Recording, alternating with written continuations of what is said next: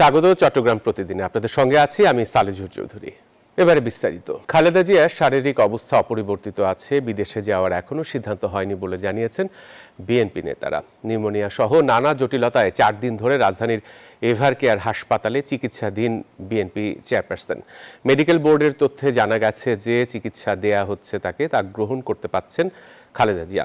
এদিকে দলের শত বারণ সত্ত্বেও প্রিয় নেত্রীর চিকিৎসার খোঁজ নিতে হাসপাতালের সামনে আজও ভিড় করছেন অনেক নেতাকর্মীরা। বিএনপি নেতারা জানান, বাংলাদেশের জন্য বেগম জিয়ার সুস্থ হয়ে ফেরা প্রয়োজন। দ্রুত সুস্থ হয়ে খালেদা জিয়ার ফেরার প্রত্যাশার কথাও জানান নেতাকর্মীরা। খালেদা জিয়া হচ্ছে বাংলাদেশের ঐক্যের প্রতীক। বাংলাদেশের এই সংকটময় মুহূর্তে বেগম খালেদা জিয়াকে বেঁচে থাকা খুবই দরকার। আলহামদুলিল্লাহ উনি ভালো আছে, বললাম খারাপও বলা যাবে না, আবার ভালো বলা যাবে।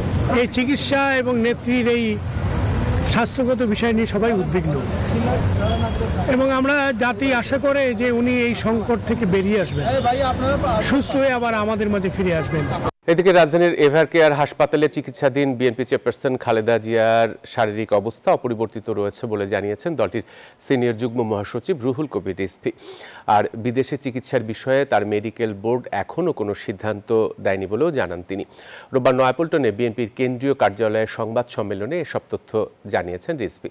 তিনি বলেন, মায়ের অসুস্থতার বিষয়ে সার্বক্ষণিক খোঁজ রাখছেন ছেলে তারেক রহমান। দেশের রাজনীতি ও নেতাকর্মীদের সাথে পরামর্শ করে যখন উপযুক্ত মনে করবেন তখনই দেশে ফিরবেন তিনি।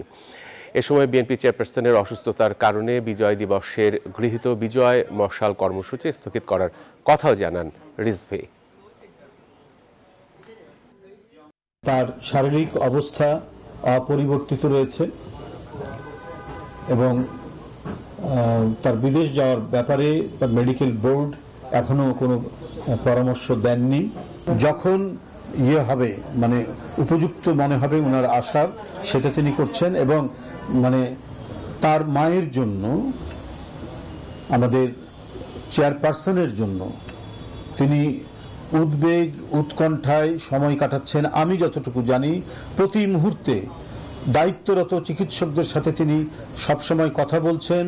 চট্টগ্রাম ৯ আসনটি কোতোয়ালি এবং বাকুলিয়া থানা নিয়ে গঠিত। জলাবদ্ধতা, তার চিকিৎসা সেবার অপ্রতুলতা এই অঞ্চলের মানুষের অন্যতম প্রধান সমস্যা। এসব সমস্যার সমাধানে যারা এগিয়ে আসবেন তাদেরকেই নির্বাচিত করতে চান ভোটাররা। অন্যদিকে নির্বাচনকে সামনে রেখে প্রচারণায় ব্যস্ত সময় পার করছেন বিভিন্ন দলের সম্ভাব্য প্রার্থীরা। সুষ্ঠু পরিবেশে ভোট অনুষ্ঠানের ব্যবস্থা নিশ্চিতের দাবি জানিয়েছে সুশীল সমাজের প্রতিনিধিরা। বিস্তারিত ডেস্ক রিপোর্টে। বন্দরনগরীর সবচেয়ে গুরুত্বপূর্ণ ও মর্যাদাপূর্ণ রাজনৈতিক এলাকা হিসেবে পরিচিত কোতোয়ালি এবং বাকুলিয়া এলাকা। এই অঞ্চলে শতবর্ষী প্রাচীন ও নান্দনিক স্থাপনা রয়েছে, যার মধ্যে অন্যতম অন্দরকিল্লা শাহী জামে মসজিদ। রয়েছে আমানত শাহর মাজার, চট্টগ্রাম বৌদ্ধ বিহার, সনাতনী মন্দির, গির্জা ও ঐতিহাসিক লালদিঘির ময়দান। এখানেই প্রতি বছর বসে জব্বারের বলি খেলার আসর। চট্টগ্রাম সিটি কর্পোরেশনের 15টি ওয়ার্ড নিয়ে গঠিত চট্টগ্রাম 9 আসন। এই আসনে মোট ভোটার 4,09,587 জন। এর মধ্যে পুরুষ 2,11,747 জন আর নারী 1,97,832 জন। রাজনৈতিক গুরুত্ববহ এই আসনে প্রতিটি নির্বাচনেই প্রধান দলগুলো থেকে প্রভাবশালী বা হেভিওয়েট প্রার্থীরা প্রতিদ্বন্দ্বিতা করেন। তবে ত্রয়োদশ জাতীয় সংসদ নির্বাচনে বিএনপির একঝাঁক প্রার্থী মাঠ চষে বেড়াচ্ছেন, ভোটারদের দিচ্ছেন নানা প্রতিশ্রুতি। তবে কার হাতে চট্টগ্রাম 9 আসনের ধানের শীষ প্রতীক আসবে তা নির্ধারণ করবে দলের হাইকমান্ড। এই জনপদের মানুষের অন্যতম প্রধান সমস্যা জলাবদ্ধতা। একটু বৃষ্টি হলেই চকবাজার, বাকুলিয়া সহ বেশ কিছু এলাকা কোমর সমান পানিতে ডুবে যায়। নানা সমস্যায় জর্জরিত এই আসনের বাসিন্দারা চান যোগ্য জনপ্রতিনিধি। সুষ্ঠু ও ভয়হীন পরিবেশে ভোট অনুষ্ঠানের ব্যবস্থা নিশ্চিত করা গেলেই পূর্ণতা পাবে ভোট উৎসব, বলছেন নাগরিক সমাজের প্রতিনিধিরা। প্রার্থীদের প্রতিশ্রুতির ফুলঝুরি নয়, ভোটাররা চান সঠিক বাস্তবায়ন। আলহাদি খান, নিউজ 24। বঙ্গোপসাগরে সফলভাবে ক্ষেপণাস্ত্র উৎক্ষেপণের মধ্য দিয়ে বাংলাদেশে নৌবাহিনীর বাৎসরিক সমুদ্র মহড়া 2025 সমাপ্ত হয়েছে। নৌবাহিনীর আমন্ত্রণে সমাপনী দিনের বিভিন্ন রণকৌশল এবং সরাসরি ক্ষেপণাস্ত্র উৎক্ষেপণ প্রত্যক্ষ করেন অন্তর্বর্তীকালীন সরকারের 4 উপদেষ্টা। 5 দিন ব্যাপী এই মহড়ায় অংশ নেয় নৌবাহিনীর বিভিন্ন শ্রেণীর যুদ্ধজাহাজ, এয়ারক্রাফট ও বিশেষায়িত ফোর্স। মহাসাগরের নীল জলরাশি শক্তির জানান দিচ্ছে বাংলাদেশের সামুদ্রিক প্রতিরক্ষা ব্যবস্থাপনা। বনজা খালিদ বিন ওয়ালিদ থেকে সমাপনী মহড়া প্রত্যক্ষ করেন অন্তর্বর্তী সরকারের উপদেষ্টারা সহ আমন্ত্রিত উচ্চপদস্থ সামরিক ও অসামরিক কর্মকর্তারা। 5 দিন ব্যাপী এই মহড়ায় অংশ নেয় frigate, corvette, OPV, mine sweeper এবং মিসাইল বোট সহ নৌবাহিনীর উল্লেখযোগ্য অসংখ্য যুদ্ধজাহাজ।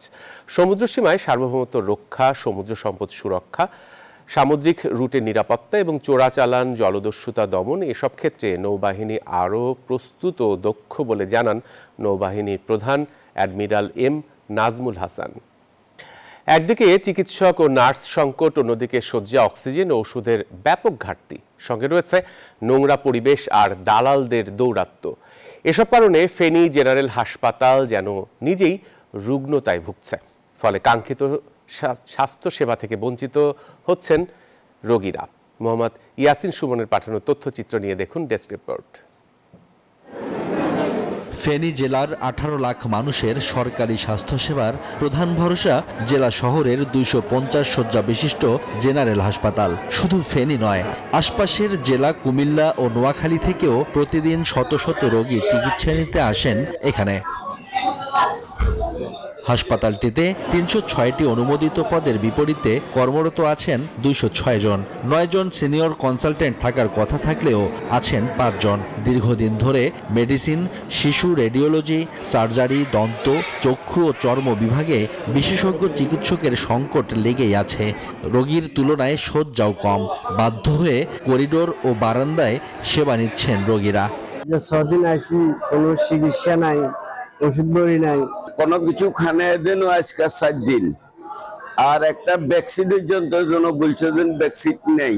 আর আইসি কিনা কোনো নাস্তা বা খাই না, কোনো খানা হিনা কিছু নেই। বড় বড় যদি বলি আমরা আসতে পারি না, রোগী উঠতে পারে না। একটা কেন লাগে বা একটা কোনো কিছু লাগে, ওইটাও আমাদের 6 তলা থেকে নিচে নামে আনতে। আর এখানে তো লিফটের যে অবস্থা, চিকিৎসক ও নার্সের জন্য কেটে যায় ঘন্টার পর ঘন্টা। পর্যাপ্ত ফ্যান ও আলো না থাকায় ভোগান্তি বাড়ে রোগীদের। একটি মাত্র লিফটের অবস্থাও করুণ। অভিযোগ আছে হাসপাতাল থেকেও ওষুধ ও ঠিকঠাক খাবারও মেলে না। এত সংকট পেরিয়ে সেবা দানে হিমশিম অবস্থায় চিকিৎসক ও নার্সরা। আমরা নার্সের সংখ্যা খুব কম। তারপর আমরা আমাদের সর্বোচ্চ চেষ্টা দিয়ে যাচ্ছি মানুষকে তাদের খুশি মতন তাদেরকে সন্তুষ্ট রেখে সেবা দেওয়ার জন্য। আমরা বেডের তুলনায় অধিক হারে রোগী থাকার জন্য আমরা ওদেরকে বিছানা দিতে পারি না। এবং আপনারা জানেন যে আমাদের হলো সর্বোচ্চ 250 জনের বেশি খাদ্য দেওয়া যায় না। আমরা কাজেই 250 জনের বেশি যে অতিরিক্ত থাকে ওদেরকে আমরা খাদ্য সরবরাহ করতে পারি না। হাসপাতাল সূত্রে জানা যায়, প্রতিদিন বহির্বিভাগে চিকিৎসা সেবা গ্রহীতার সংখ্যা 800 থেকে 1200। ওয়ার্ডে ভর্তি থাকেন প্রায় 600 জন।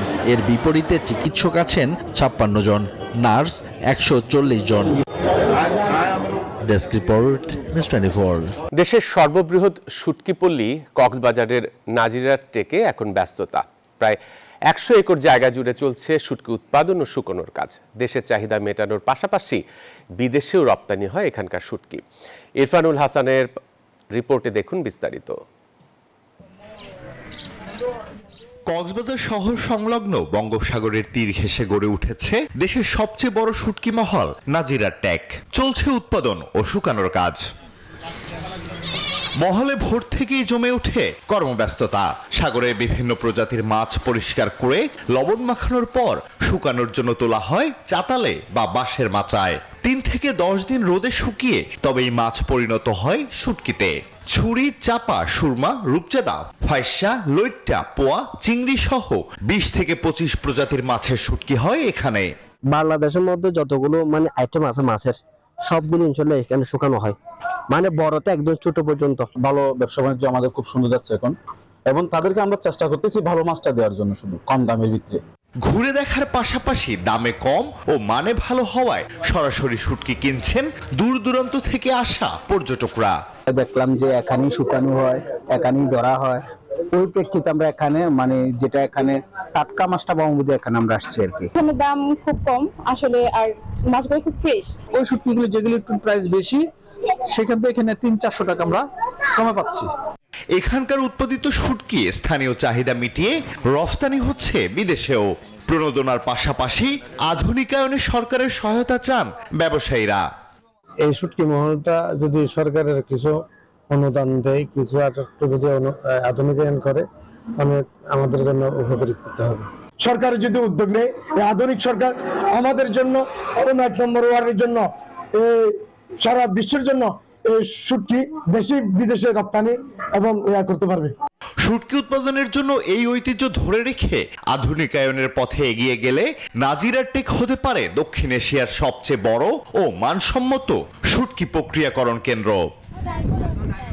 Desk report, news 24। লক্ষ্মীপুর ও ফেনীতে মেডিকেল টেকনোলজিস্ট ও ফার্মাসিস্টদের 10ম গ্রেড বাস্তবায়নের দাবিতে কর্মবিরতি পালন করেছে। লক্ষ্মীপুরে সকাল 9টা থেকে 9টায় 100 শয্যা বিশিষ্ট সদর হাসপাতালের সামনে 2 ঘণ্টা ব্যাপী এই কর্মসূচি পালন করা হয়। এই সময় হাসপাতালে আসা রোগী ও ভর্তি থাকা রোগীদের সেবায় দুর্ভোগে পড়তে হয়। একই দাবিতে ফেনীতেও মানববন্ধন করেছেন মেডিকেল টেকনোলজিস্ট ও ফার্মাসিস্টরা। আর এই ছিল আজকের নিউজ 24 চট্টগ্রাম প্রতিদিনের সংবাদে সাথে থাকায় সবাইকে ধন্যবাদ।